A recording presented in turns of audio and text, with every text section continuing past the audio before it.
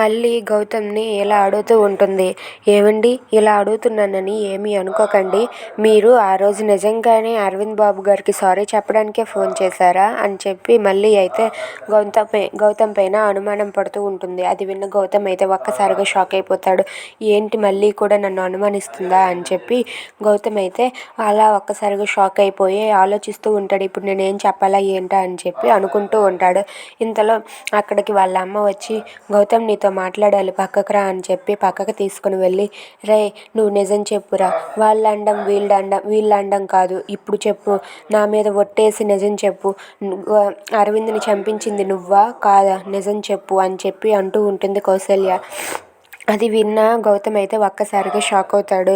ఏంటి మా అమ్మ కూడా ఇలానే నన్ను అనుమానం పడుతుంది, ఇప్పుడు నేనేం చెప్పాలి అని చెప్పి గౌతమ్ అయితే అలా మౌనంగా ఉంటాడు.